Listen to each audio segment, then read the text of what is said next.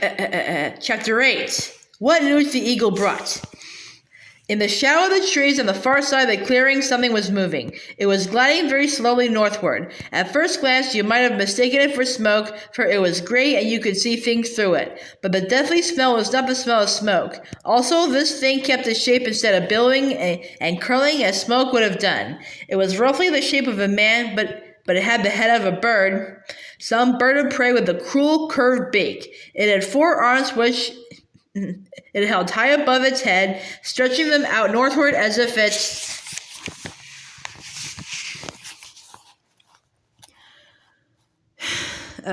wanted to snatch all Narnia in its grip, and its fingers, all 20 of them, were curved like its beak and had long, pointed bird-like claws instead of nails.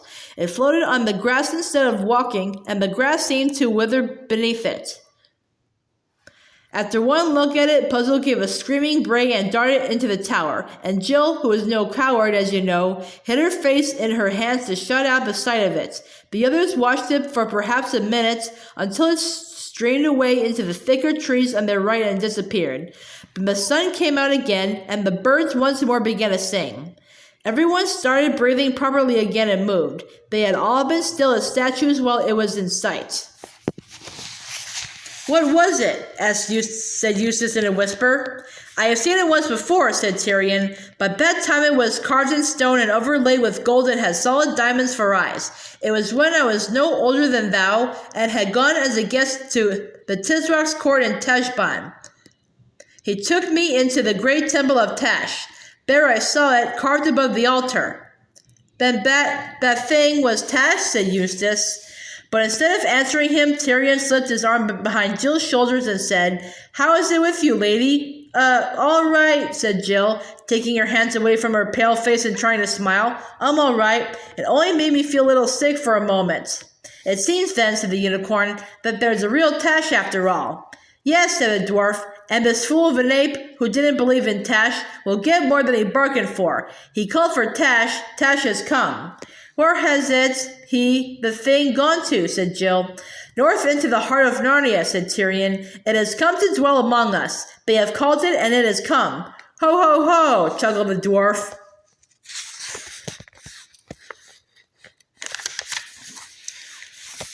Rubbing his hairy hands together. "It will be a surprise for the ape. People shouldn't call for demons unless they really mean what they say." "Who knows if Tash will be visible to the ape?" said Jewel. "Where has Puzzle got to?" said Eustace. But y'all shouted out Puzzle's name, and Jill went around to the other side of the tower to see if he had gone there. They were quite tired of looking for him when at last his large gray head peered cautiously out of the doorway, and he said, "Has it gone away?" And when at last they got him to come out, he was shivering the way a dog shivers before a thunderstorm. "I see now," said Puzzle, "but I really have been a very bad donkey. I ought never to have listened to Shift. I never thought things like this would begin to happen. If you'd spent less time saying you weren't clever and more time trying to be as clever as you could," began Eustace, but Jill interrupted him. "Oh, leave poor old Puzzle alone," she said. "It was all a mistake, wasn't it, Puzzle dear?" And she kissed him on the nose. Though rather shaken by what they had seen, the whole party now sat down again and went on with their talk. Jewel had little to tell them. While he was a prisoner, he had spent nearly all his time tied up at the back of the stable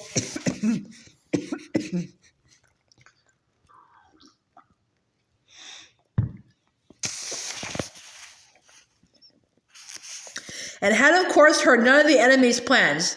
He had been kicked, he'd done some kicking back too, and beaten and threatened with death unless he would say that he believed it was Aslan who was brought out and shown to them by firelight every night.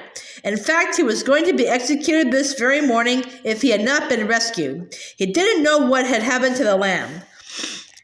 The question they had to decide was whether they would go to Stable Hill again that night, show Puzzle to the Narnians and try to make them see how they had been tricked, or whether they should steal away eastward to meet the help which Roonwood the Centaur was bringing up from Cair Paravel and return against the ape and his Calormenes in force. Tyrion would very much like to have followed his first plan. He hated the idea of leaving the ape to bully his people one moment longer than need be. On the other hand, the way the dwarfs had behaved last night was a warning. Apparently, one couldn't be sure how people would take it even if he showed them puzzle. And there were the Calamine soldiers to be reckoned with. Pumpkin thought there were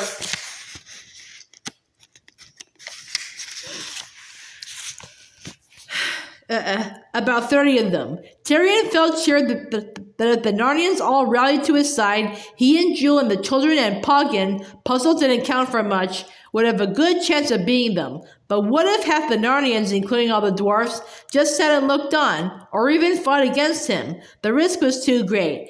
And there was, too, the cloudy shape of Tash. What might it do? And then, as Pumpkin pointed out, there was no harm in leaving the ape to deal with his own difficulties for a day or two. He would have no puzzle to bring out and show now. It wasn't easy to see what story he or Ginger could make up to explain that. If the beast asked night after night to see Aslan, and no Aslan was brought out, surely even the simplest of them would get suspicious. In the end, they all agreed that the best thing was to go off and try to meet Ruinwit. As soon as they had decided this, it was wonderful how much more cheerful everyone became. I don't honestly think that this was because any of them was afraid of a fight, except perhaps Jill and Eustace.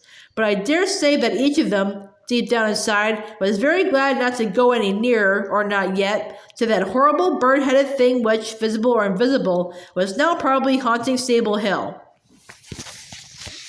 Anyway, one always feels better when one has made up one's mind. Tyrion said they had better remove their disguises, as they didn't want to be mistaken for Calamines and perhaps attacked by any loyal Narnians they might meet. The dwarf made up a horrid-looking mess of ashes from the hearth and grease out of the jar of grease which was kept for rubbing on swords and spearheads. Then they took off their Calamine armor and went down to the stream. The nasty mixture made a lather just like soft soap. It was a pleasant, homely sight to see Tyrion and the two children kneeling beside the water and scrubbing the backs of their necks or puffing and blowing as they splashed the lather off. Then they went back to the tower with red, shiny faces, looking like people who had been given an extra good wash before a party. They rearmed themselves in true Narnian style, with straight swords and three-cornered shields. "Body of me," said Tyrion, "that is better. I feel a true man again." Puzzle begged very hard to have the lion skin taken off him. He said it was too hot and the way it was rucked up on his back was uncomfortable. Also, it made him look so silly. But they told him he would have to wear it a bit longer, for they still wanted to show him in that getup to the other beasts, even though they were now going to meet Ruinwit first. What was left of the pigeon meat and rabbit meat was not worth bringing away, but they took some biscuits. Then Tyrion locked the door of the tower, and that was the end of their stay there. It was a little after 2 in the afternoon when they set out, and it was the first really warm day of that spring. The young leaves seemed to be much further out than yesterday. The snowdrops were over, but they saw several primroses. The sunlight slanted through the trees, birds sang, and always, though usually out of sight, there was the noise of running water. It was hard to think of horrible things like Tash. But the children felt, this is really Narnia at last. Even Tyrion's heart grew lighter as he walked ahead of them, humming an old Narnian marching song which had the refrain, "Ho, rumble, rumble, rumble, rumble drum belabored." After the king came Eustace and Pumpkin the dwarf. Pumpkin was telling Eustace the names of all the Narnian trees, birds, and plants which he didn't know already. Sometimes Eustace would tell him about the English ones. After then came Puzzle, and after him, Jill and Jewel walking very close together. Jill had, as you might say, quite fallen in love with the unicorn. She thought, and she wasn't far wrong, that he was the shiningest, delicatest, most graceful animal she had ever met. And he was so gentle and soft of speech that, if she hadn't known, you would hardly have believed how fierce and terrible he could be in battle. "Oh, this is nice," said Jill, "just walking along like this. I wish there could be more of this sort of adventure. It's a pity there's always so much happening in Narnia."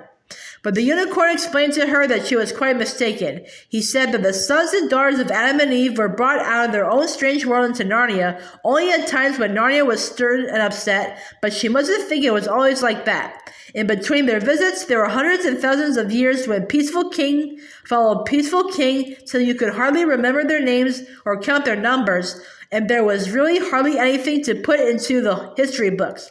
And he went on to talk of old queens and heroes whom she had never heard of. He spoke of Swan White the Queen, who had lived before the days of the White Witch and the Great Winter, who was so beautiful that when she looked into any forest pool,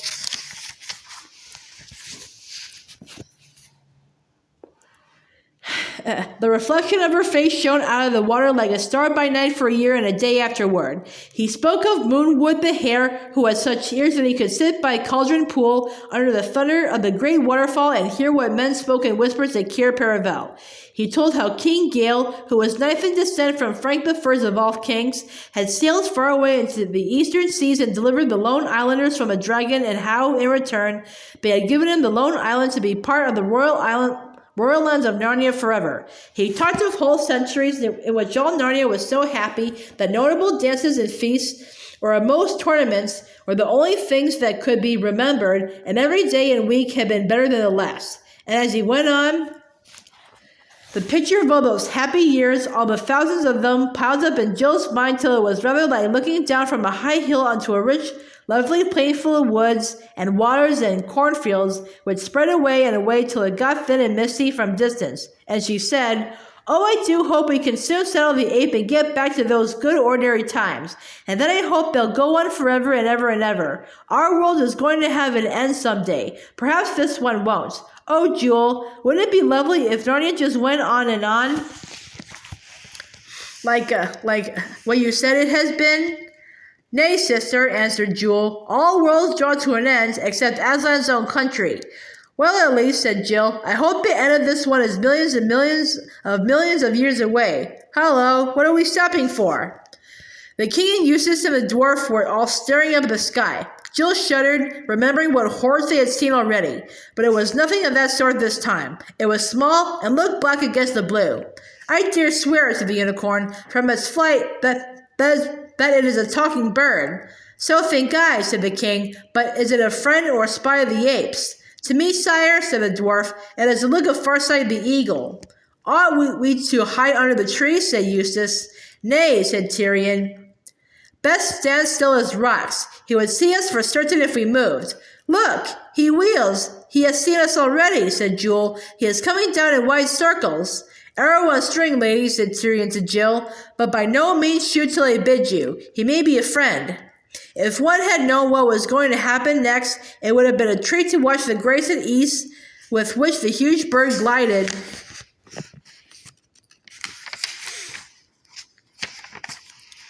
down.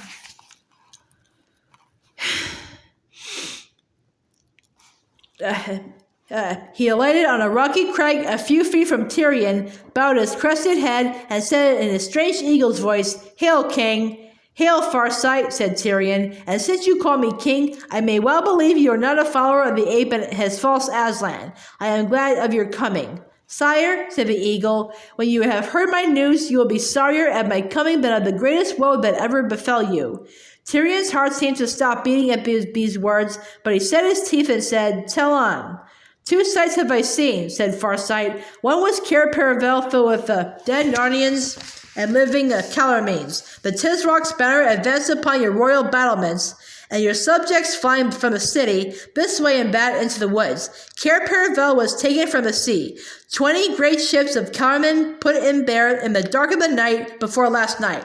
No one could speak. And the other side, 5 leagues nearer than Cair Paravel, was Ruin the centaur lying dead with a Calormene arrow in his side. I was with him in his last hour, and he gave me this message to your majesty, to remember that all worlds draw to an end, and that noble death is a treasure which no one is too poor to buy. "So," said the king, after a long silence, "Narnia is no more."